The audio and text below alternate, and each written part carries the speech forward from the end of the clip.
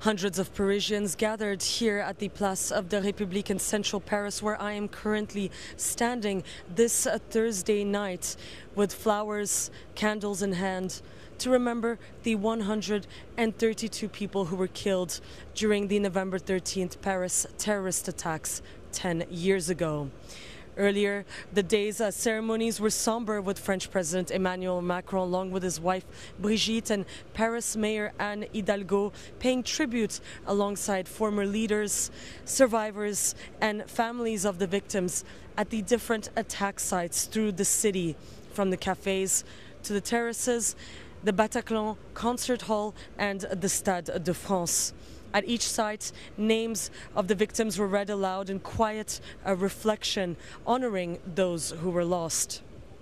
The evening ceremony that started at 6 p.m., however, was deeply moving, culminating in the inauguration of the November 13th Memory Garden opposite the Paris City Hall. And Thursday night, the Eiffel Tower lit up once again in blue, white and red, the colors of the French flag. Church bells, including those of Notre Dame, rang across the city, echoing through a Paris that still bears the scars of the attack, but has never lost its light. Sofia Katsenkova reporting from Paris for Euronews.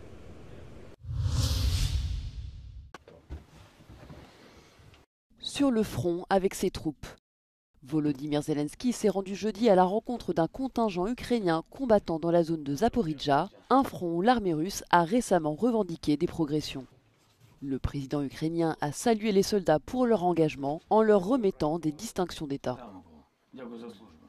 Дякую ще раз за службу. Ми поспілкувалися з командирами. Будемо робити все, щоб посилювати вас. Знаємо проблеми, які є. В принципі, вони однакові на всіх напрямках. Volodymyr Zelensky s'est également entretenu avec les commandants sur le terrain. La priorité, renforcer la défense en augmentant les effectifs et les équipements militaires sophistiqués. Une autre préoccupation de taille, évacuer les soldats blessés du champ de bataille. L'utilisation d'engins sans pilote et de systèmes robotiques est envisagée.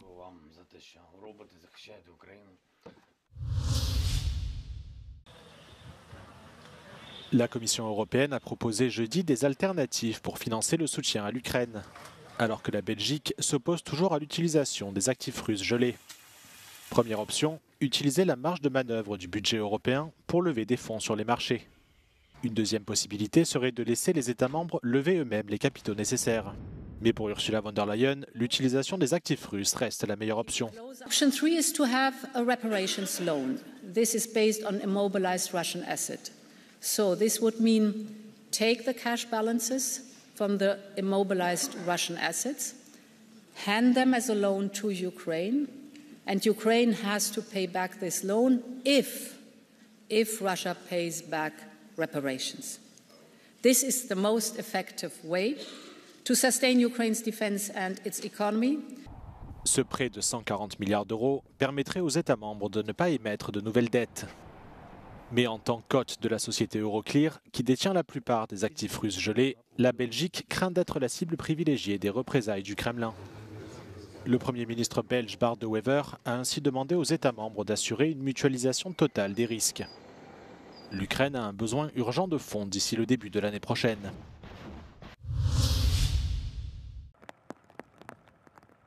Des pluies diluviennes et des vents emportant tout sur leur passage. La dépression Claudia a provoqué de nombreux dégâts dans plusieurs régions du Portugal ce jeudi. Selon la protection civile, 1292 incidents ont été signalés au cours de la journée, la plupart liés à des chutes d'arbres et de débris. Plusieurs maisons ont également été endommagées.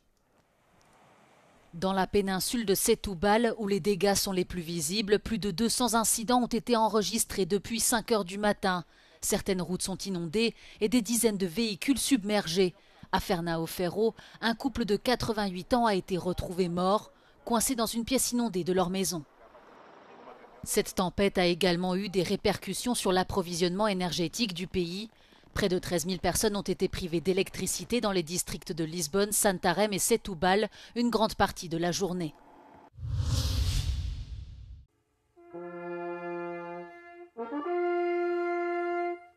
Le delegazioni governative di Italia e Albania, oltre che la Presidente del Consiglio Meloni e il Premier albanese Edi Rama, si sono incontrati giovedì a Roma per il primo vertice intergovernativo tra i due paesi. Un passaggio importante che segna il rafforzamento delle relazioni bilaterali tra i due paesi, ma anche maggiore cooperazione economica tra Roma e Tirana. La sessione plenaria è stata seguita appunto dall'incontro delle delegazioni, poi dalla firma dell'accordo intergovernativo e dello scambio delle intese, 15 accordi che toccano diversi settori, energia, infrastrutture, commercio. Si è parlato giovedì a Roma anche però di temi internazionali, dalla guerra in Ucraina alla crisi in Medio Oriente. La questione migratoria è stata al centro dei colloqui di giovedì, in modo particolare i centri che il governo italiano ha voluto costruire in Albania e che sono diventati operativi da circa 13 mesi e che hanno dovuto affrontare questioni legali soprattutto in Italia. La stessa Meloni ha detto che la questione migratoria è un tema europeo e ha continuato poi in conferenza stampa: li vogliono bloccare ma noi andremo avanti. E proprio di questo si è parlato qui oggi a Roma, ma si è anche affrontato tra le due delegazioni il tema dell'adesione dell'Albania all'Unione Europea, che vede il sostegno appunto di Roma, mentre Tirana si prepara all'ultima fase negoziale. Giorgia Orlandi, Euronews, Roma. La Turquie a annoncé avoir suspendu tous les vols de ses avions C-130 jusqu'à nouvel ordre après l'accident d'un de ses appareils dans lequel 20 militaires ont trouvé la mort. Selon Ankara, cette décision doit permettre aux appareils de subir des inspections techniques détaillées. Seuls ceux qui auront passé les contrôles avec succès seront autorisés à reprendre le vol. Le ministère turc de la Défense a également indiqué que le dernier corps de victime du crash a été retrouvé et que toutes les dépouilles seraient rapatriées dans les prochaines heures. Les 2 enregistreurs de vol ont été retrouvés sur le site de l'impact et rapportés à Ankara. Ceux-ci permettront d'élucider toutes les circonstances de l'accident. L'avion C-130 qui s'est écrasé ce mardi à la frontière entre la Géorgie et l'Azerbaïdjan avait été acheté à l'Arabie Saoudite en janvier 2012, régulièrement révisé et modernisé en 2024. Ce modèle est largement utilisé par les forces armées turques pour le transport de personnel et les opérations logistiques. Les militaires turcs à bord de l'appareil rentraient d'Azerbaïdjan où ils avaient participé aux célébrations du jour de la victoire, marquant la prise de la ville de Choucha dans le Haut-Karabakh le 8 novembre 2020.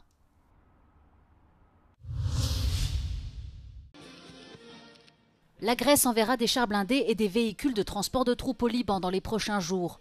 Ce nouvel accord entre Athènes et Beyrouth a été annoncé ce jeudi par le ministre grec de la Défense Nikos Dendias, après une réunion avec son homologue libanais Michel Menassa, qui a rappelé l'étroite collaboration des deux pays dans la protection des minorités religieuses au Liban. Θέλω να πω ότι η Ελλάδα στέκεται αλληλέγγυα στην προσπάθειά σας για να δημιουργήσετε συνθήκες ασφάλειας και ευημερίας στη χώρα.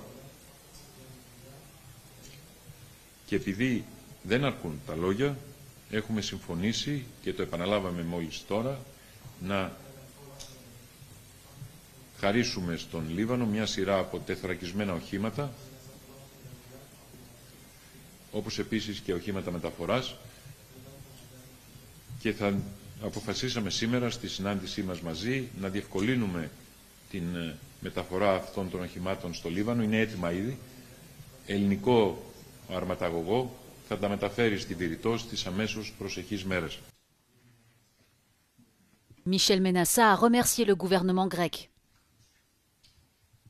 هذه المساعدة اليوم برمزيتها تترجم إلزامكم المشكور بدعم لبنان وترسخ تمسكنا بصداقة اليونان. غني عن تذكيركم بالواقع الذي يعيشه وطننا وبالمعاناة الممتدة التي يقاسيها شعبنا. Les délégations des deux pays ont également discuté de sécurité régionale et de l'implication de la Grèce dans le renforcement des forces armées libanaises.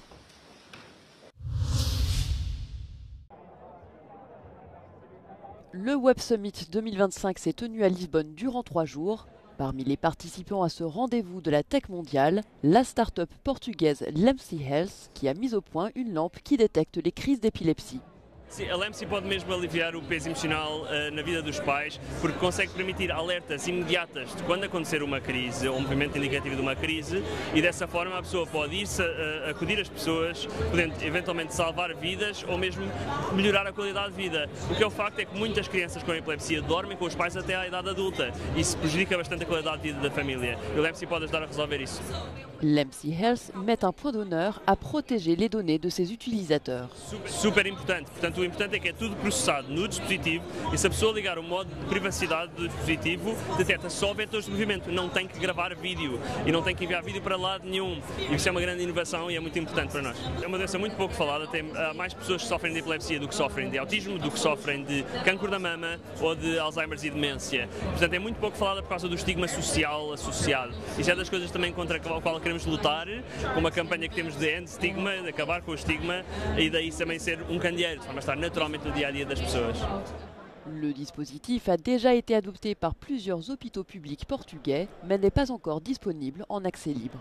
Em princípio estará disponível em abril. Neste momento as pessoas podem juntar-se à nossa lista de espera, que já conta com 5.000 famílias. Podem ir procurar LEMSI Epilepsia e há de aparecer o nosso website e podem se juntar à lista de espera. A LEMSI Health é uma das startups portuguesas presentes na 10ª edição da Web Summit em Lisboa, que procura investidores nacionais e internacionais. Esta que é uma das maiores conferências tecnológicas do mundo, reúne startups, investidores e oradores prontos a discutir sobre tecnologia e as ideias que moldam o futuro. Inês dos Santos Cardoso, Euronews.